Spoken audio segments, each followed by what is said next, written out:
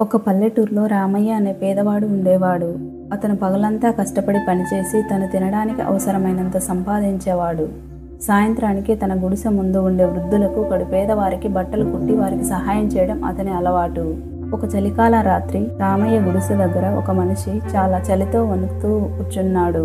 ఆ మనిషి చేతులు కాళ్ళు ఒకటేలా వణుకుతున్నాయి. అది చూసిన రామయ్య తన దగ్గర ఉన్న ఒకే ఒక కమ్మలి అతని మీద కప్పుతాడు. ఆ కమ్మలి అతని తండ్రి జ్ఞాపకంగా ఉండేది. అయినా ఏమాత్రం కూడా ఆలోచించకుండా అతని మీద కప్పి వెచ్చదనంలో ఉంచాడు. మరుసటి రోజు ఉదయం రామయ్య లేచేసరికి అతని గుడిసె చుట్టూ గుర్రాలు, ఏనుగులు, రాజకుటుంబం ఉన్నారు. రామయ్య, నేను ఈ రాజ్యానికి రాజు. నిన్న రాత్రి మారువేషంలో రాజ్యం పర్యటన చేస్తూ బాగా చలికి లోనయ్యాను. నీ దగ్గర ఉన్న ఒకే ఒక్క కమ్మలి నాకిచ్చి నువ్వు చలిలో ఉండి నన్ను కాపాడావు.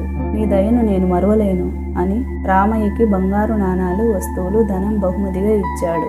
అందుకు రామయ్య చిరునవ్వుతో, రాజా, ఇవేమీ లేకపోయినా నేను ఇదే చేసేవాడిని. నాకు ధనం వద్దు. దయచేసి పేదవాళ్లకు కమ్మలి కొనివ్వండి.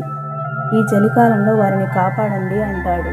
స్వార్థం లేని దయను చూసి రాజు ఆశ్చర్యపోయాడు. అప్పుడు రాజు రామయ్యని ఇలా అడిగాడు, నువ్వు మా రాజవంశానికి సలహాదారుడిగా ఉండవా అని. అందుకు రామయ్య అంగీకరించాడు. నీతి, దయగల రామయ్య గుణమే రాజవంశానికి సలహాదారుని చేసింది.